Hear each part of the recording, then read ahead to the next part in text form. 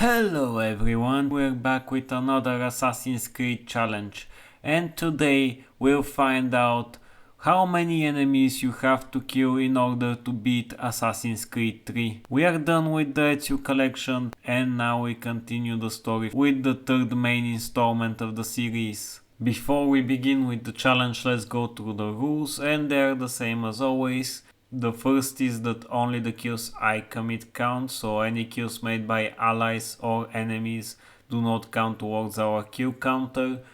The second rule is that cutscenes do not count as well, because I have no control over my character's actions during that point, and if I did I would have most likely avoided the kill, so that's why cutscenes do not count. And lastly, while I have to avoid killing enemies as much as I can still attack them and damage them as much as I want, as long as I don't kill them. That's it for the rules, but before we begin, if you liked the video, you can check out more challenges like this on my channel. I'm sure that you enjoyed them just like you will this one. And now we can begin with the challenge. The story begins with Desmond and the rest of the assassins setting up a new base of operations inside of a cave. There, they hook up the animals into a bunch of rocks. Couldn't they at least find him a chair or something? Like, at least in the previous games Desmond was getting fancy chairs to sit on while in the animals. Here he just gets a few rocks. Anyway, when you get hooked into the animals, you go through a tutorial section where you have to run a bunch, but in the end you also face with two enemies. And thankfully the game uses the same mechanic as the previous games, where if you use your fists in order to take down an enemy, you don't kill them and you just knock them out. Which means that you don't have to kill these two enemies, you just have to knock them out, meaning that the counter remains at 0.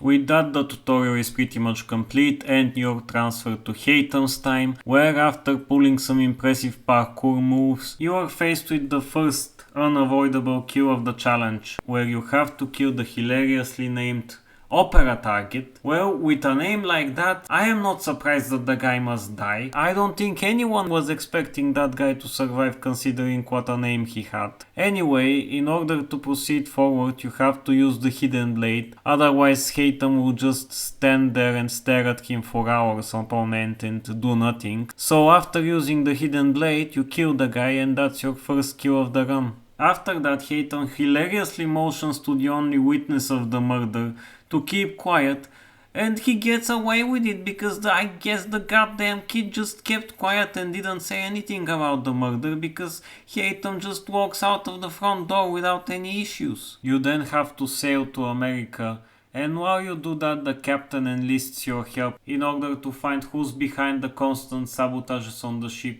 After a thorough investigation, you find out that the one responsible is your buddy Muse, who turns out was very good friends with Opera Target. Considering the name of his friend, honestly I'm surprised that Muse wasn't called Ship Target or something like that. Anyway, for some reason the game decides that you have to use your sword during this fight, so no matter what you attempt to do, you have to kill Muse. There is no way to avoid killing him because you cannot drop your sword for some reason. So Muse has to die, which is our second kill of the challenge. You don't face any more enemies until you reach America, so this means that we complete sequence 1 with 2 kills to our name.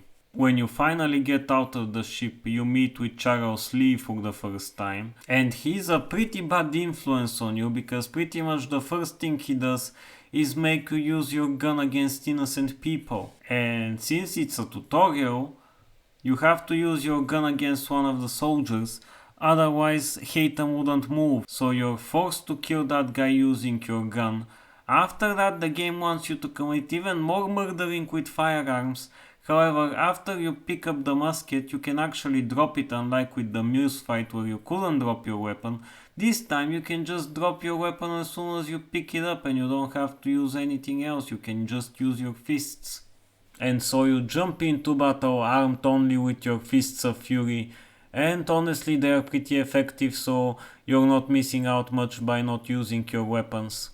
After sparing so many people's lives by beating them to a pulp and knocking them out, you find some loot for yourself. Unfortunately, the owners of the loot are not exactly happy about that, and even more unfortunately, you're forced into another gun tutorial, so you're forced to kill yet another guy, otherwise Haytham wouldn't move again. Haytham then has to take out a bunch of enemies in order to ensure that his friends pass safely, and then finally he is able to have a drink with his other friends that he actually likes, unlike Charles Lee, who he absolutely hates but is for some reason always hanging around him. Your next few missions are pretty calm. You have to eavesdrop on a bunch of soldiers, synchronize a tower. After that, you and Charles have to beat up a few British soldiers and rescue Benjamin Church. Considering that Charles is there to help you, this is pretty easy to achieve without killing anyone. After that, you have another tailing mission where you don't have to kill anyone. And then you have to interrupt a British convoy. To do so, the game has provided you with a musket, which you can use from a safe distance to shoot your enemies.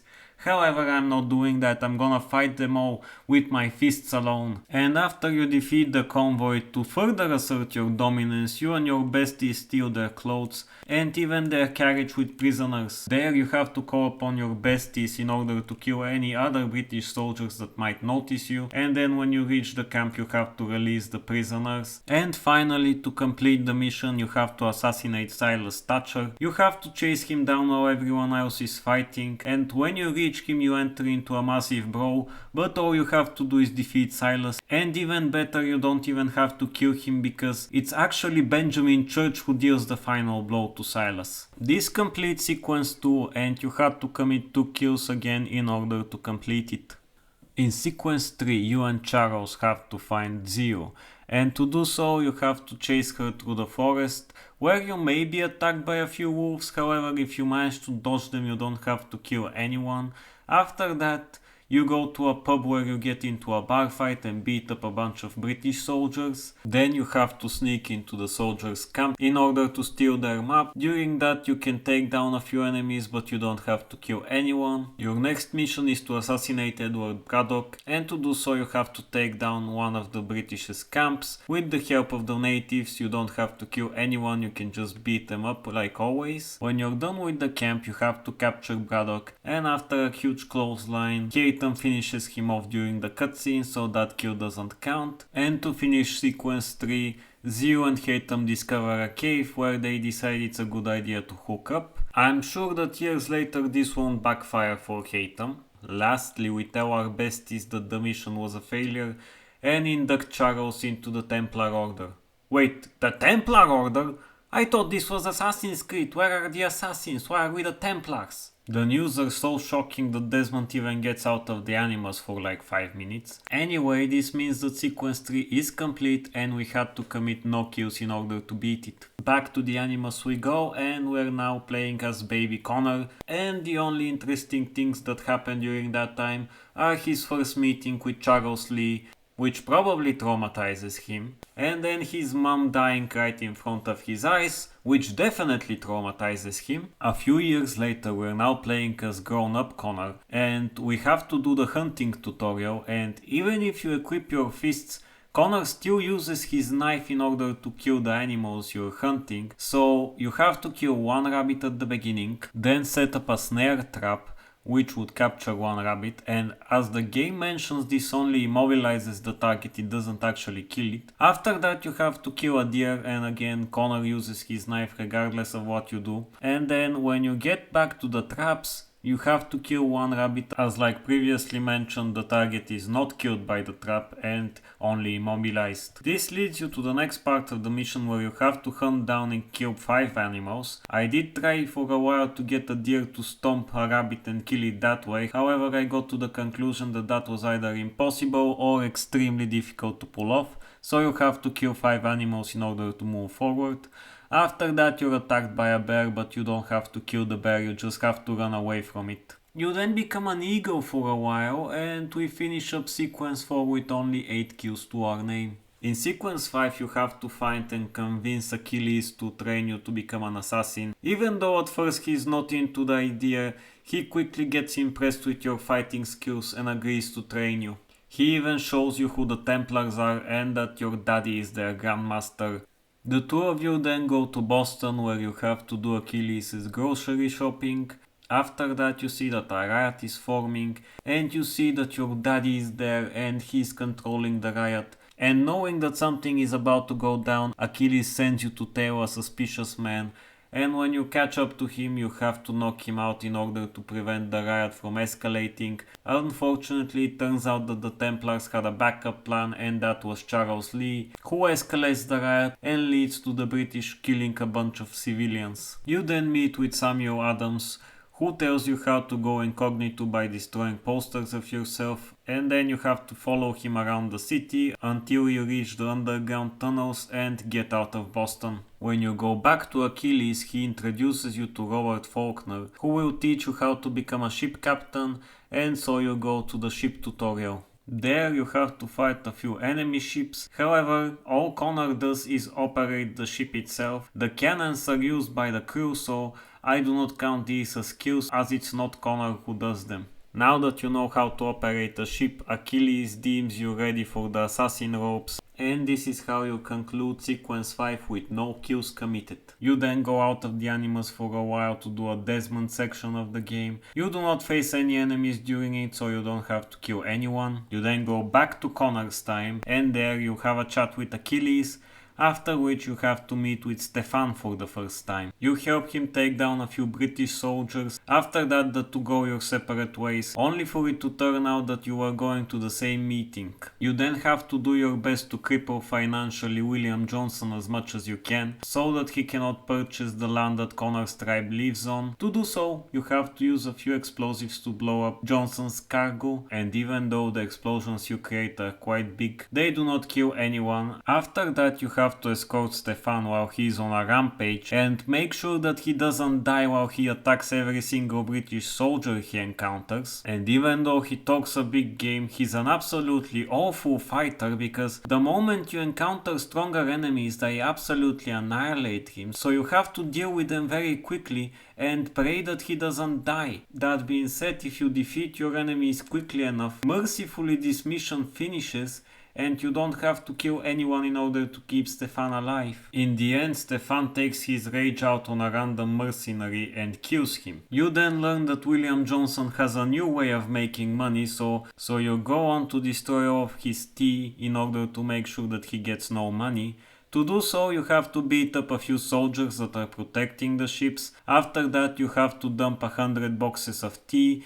Sometimes enemies may appear to try to stop you, however they are no big deal and you don't have to kill anyone during this mission. You go back to report to Achilles and he is very disappointed with you that you didn't kill Johnson, and even though I tried to explain myself that I was doing a no killing challenge on the game, I immediately realized that there was no other way to deal with Johnson, so I went to his house and found that he was still trying to buy the land off the natives, and even though he was threatening my people, I still didn't want to kill him, maybe just maim or seriously injure him. That's why I jumped into battle, which immediately backfired because he killed a bunch of the natives. And even though that was clearly my fault and the guy shouldn't have died, I still didn't feel like killing Johnson. That being said, for some reason he died. I guess when I tackled him he stabbed himself or something like that, because it wasn't me who stabbed him, I just punched him in the face a bunch. Which, as we know from literally every other enemy in the game, does not kill the enemy and just knocks them out. This controversial moment ends sequence 6 and we didn't have to kill any enemies in order to beat it. In the first mission of sequence 7, you have to put on alert all the militias by going to their houses, and if you're sneaky enough you can get to all the houses without alerting any enemies, and the only foes you face are the ones that ambush you from inside one of the houses, but with them all you have to do is just run away and you'll be safe. You join the resistance in the fight against the British, and the next mission is to go to the other side of the battlefield and warn them that the British are approaching. And after succeeding with his mission, Connor is made the commander of the army for a while, orders all the soldiers where to shoot. There are a lot of casualties during this battle, however, since all Connor does is just order people around, the kills are not committed by him, so they don't count towards the challenge. You do so well during the battle that you're even promoted to a higher official inside of the Resistance,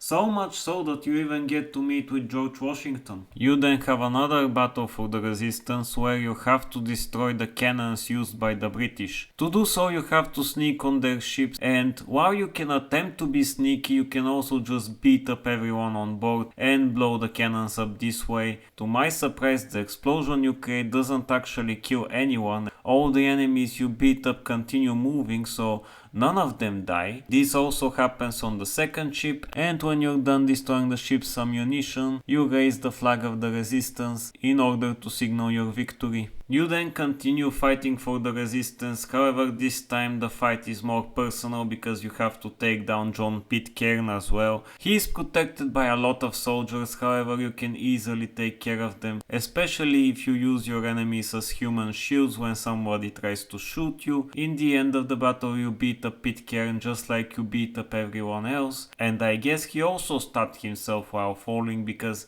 I definitely didn't kill him. In the end, you discuss the situation with Achilles and you complete sequence 7 without committing any kills. Sequence 8 begins extremely easy, as all you have to do in the first mission is follow your contact to the marketplace. After that you have to tail a guy for a while, and I do mean for a while. This tailing was quite long. It was so long that Connor got so pissed off that he forgot he was an assassin for a while and just burst through the door and said that he would kill Hickey. Naturally, Hickey ran away. That led to you being arrested because of that, because you were trying to murder a guy on the street. Who would have thought that the police would arrest you? Anyway, at least something good happened from the prison time. You got to see your daddy once again. Anyway, after that you had to get out of the prison, so you met up with Mason, who told you how to get a key. To do that you had to steal the key from some random guy. When you do that you had to get yourself thrown into the maximum security wing, and so you had to beat up a bunch of prisoners in order to get thrown there.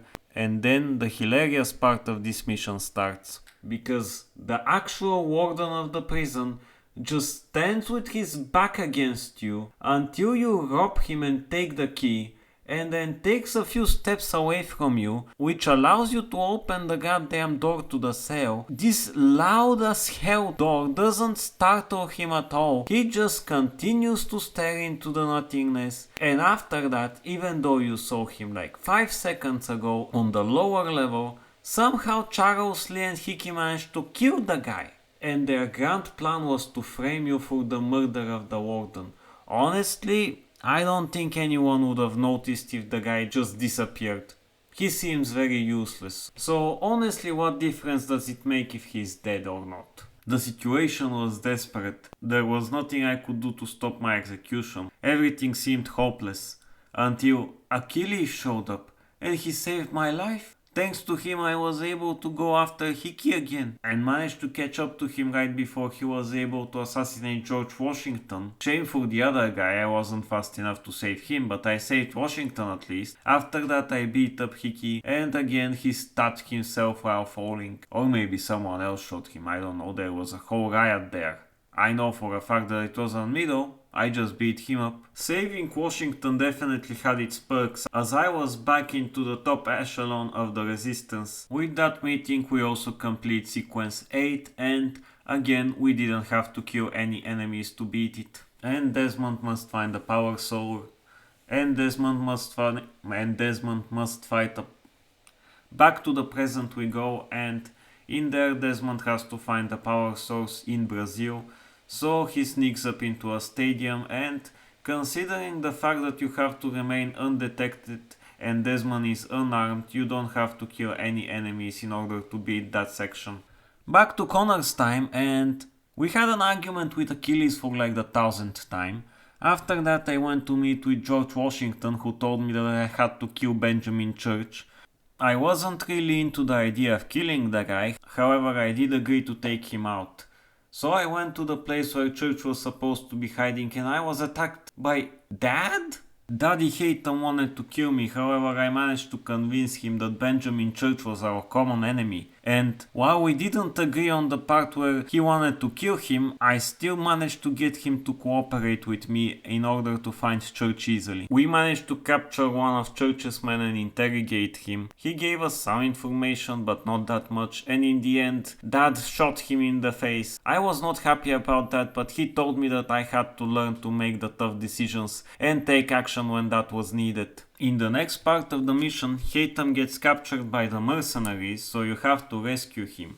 And while I knew what I had to do, I couldn't get myself to kill all those people, so I just beat them up as always, and because of that Haytham abandoned me to learn my lesson and deal with all these thugs alone. We then continued the hunt for Benjamin Church. Haytham said that he was disappointed with me for not killing any of the mercenaries. However, he said that he would still give me an opportunity to get close to him. To do so, I had to go and find the guard and steal his uniform. That was pretty easy to do. I just beat up the guy in the middle of the street and stole all his clothes. When I came back to Haytham, we entered the hideout of Church. And when we had Church cornered, it turned out it was all a trick, and we were ambushed by a few mercenaries. They only had like 3 guys though, so they were pretty easy to deal with. In the end, Haytham killed the fake Church to teach me a lesson once again, and we went on a father-son journey to Martinique, where we had to find Church. During the ship sequence, you also have to fight with a bunch of ships, but as early established, you don't do the kills, so they don't matter towards the challenge. When we finally infiltrated Benjamin's ship, Haytham had him cornered and beat him up very badly. Unfortunately for me, he said that I had to finish the job. I had to kill him. I didn't wanna do it. I still wasn't completely convinced by Daddy that that was the right thing to do. I tried to get some information from Church and he just insulted me. You know what? Daddy was right. This guy was nothing more than a useless pile of trash, and so he had to die. So while staring into his eyes, I stabbed the guy and did my first kill of a human in my life. I wasn't sure how to feel about it, but Daddy reassured me and he said that he was proud of me and called me son for the first time. That made me happy at least. Then I went back to report to Achilles and he was happy that I managed to finally kill a guy. He was very happy in fact, so much so that he said that he would leave me his house as an inheritance. This also completes sequence 9 and you had to commit 1 kill in order to beat it. In sequence 10 I met with my daddy once again, and his brilliant idea was to just attack a battalion in order to interrogate their commanders. I still wasn't in on the idea on killing low-leveled thugs, so I didn't kill anyone, while Haytham was fine with killing them. One of the commanders actually managed to run away, so I had to chase him down. After that I had my gun pointed at him. I wasn't feeling very comfortable with that, but when I reached Haytham I found out that he killed the other 2. Why would he do that though? Why would he do that? They were just some random soldiers, they weren't that high on the pecking order. He killed the last guy too. That wasn't right. He didn't have to do that. I disagreed with my daddy. I didn't want to be like him anymore. He also told me that Washington organized the attack on my village when my mother died. I knew that I had to distance myself from both of them, so I decided to go back to my village for a while. While going back to my village, I found out that a few messengers were trying to get there before me in order to recruit my people into the war. I couldn't let that happen, so I had to neutralize all of the messengers. I didn't kill them, but let's just say that I gave them a long nap.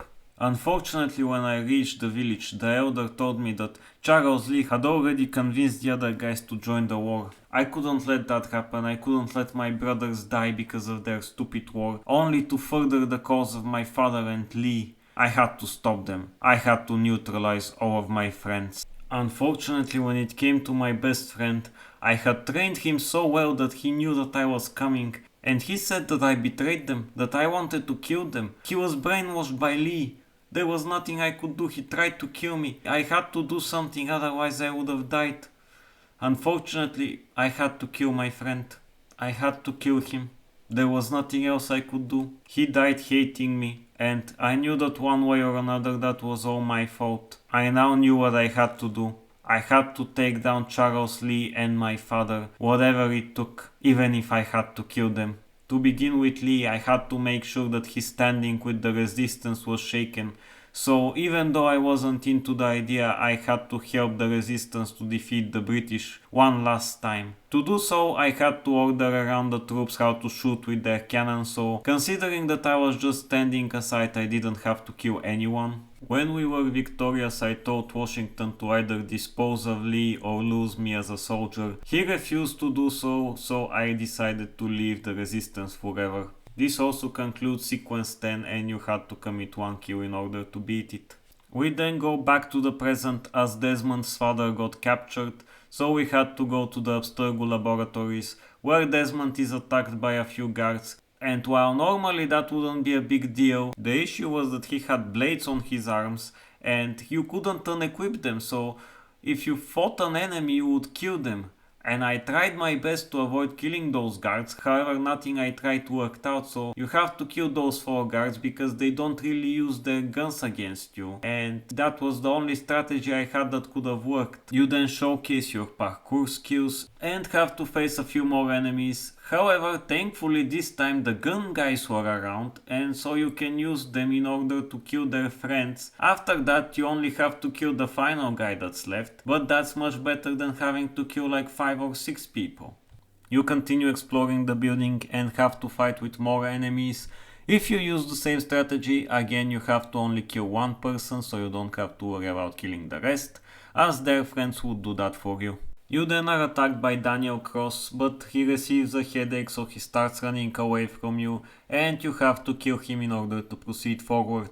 You are very close to finishing up with Abstergo. To do so, however, you still have to beat up a few more enemies, use the human shield technique and finish off the final guy yourself. You have to do that 2 times actually, because right after you finish off the first wave, 2 more guys appear and you have to use the same strategy again and kill the second guy, meaning that in order to get to your dad you have to commit 2 more kills in total. You finally find your dad and use the Apple of Eden in order to force the guards to kill themselves along with the bad doctor. After that you have to exit, and in order to kill nobody you just have to hold the apple, you don't have to use it. And that way you can return to your hideout without having to commit any more kills. This finishes the Abstergo mission with 9 kills to your name. Going back to the Animus, you have one last conversation with Achilles before he dies, and then you and Lafayette start planning the assassination of Charles Lee. In order to assassinate Lee, however, first you have to go through a ship level, and in those, as previously established, you do not kill anyone no matter how much you fight, because all Connor does is operate the ship. After that you have to infiltrate the other ship where you have to beat up a bunch of people and then defeat the ship's captain as well. Cutscene Connor then decides to absolutely annihilate the ship by blowing up all the barrels inside it and just go back to his ship, but since that happens in a cutscene, none of the killing counts towards the final counter. With the ship level done, you now have to put your plan to assassinate Lee in motion. To do so you have to signal your friends when to attack, and to do so you have to light up the signal tower, which you can do without killing any enemies, and unfortunately as soon as you activate the signal, one of the cannon shots hits right where you are, knocking you out. And as soon as you wake up you meet with your father again, and this time he definitely doesn't wanna bond with you because he tries to kill you, so you punch him in the balls. After a fierce battle, your father gets the upper hand and starts choking you to death. However, your arm is still free, so you have to do what you have to do in order to survive. Even though I didn't want to do it, I had to stab my father in the neck and kill him. In the end, my father said that he was proud of me, because now I could make the tough decisions when that was necessary. Keaton dies and we complete sequence 11 with only 1 kill to our name. In sequence 12 our only mission is to get rid of Charles Lee. First we tried to do it peacefully by asking him to surrender. He refused and he arrested us with his mercenaries, so we have to beat up the mercenaries before we can go after Lee again. You then have to go to a ship where you must eavesdrop on the captain on where Lee is hiding. You have to remain undetected throughout the whole mission, so killing enemies is not something to worry about. You learn that Lee is hiding on the harbor, so you have to find him there. However, as soon as he sees you, he starts running away, so you have to chase him. And unfortunately for you, you have to chase him through a crumbling building, which backfires on you because you too fall and you get stabbed by a wooden plank. That being said, there's still fight left in you, and so you shoot Lee, and even though he manages to escape, you then manage to find him yet again, and the two of you share a drink as you finish off Lee during the cutscene. This is the final enemy you face during the game, as after that all you have to deal with is the ending of Desmond's story and the epilogue where Connor just talks with a few people, and that's pretty much it. This means that we finish off sequence 12 with no new kills to our name, as Lee was killed during a cutscene. This means that we have completed the challenge, and in order to beat Assassin's Creed 3 you have to commit 4 kills while playing as Haytham, 9 kills while playing as Desmond, and 11 kills while playing as Connor, for a total of 24 kills in order to complete the game. Honestly, I'm surprised Desmond had to kill so many people, but considering that he couldn't unequip his weapons, that's understandable. Other than that, it was expected for Connor to have the most kills, considering that he is the main character of the game. This is all I have for this challenge, but if you enjoyed it, you can feel free to check out my other videos on the channel, where I do different gaming challenges. Thank you for watching, I hope you enjoyed the video, and I'll see you in the next one. Bye!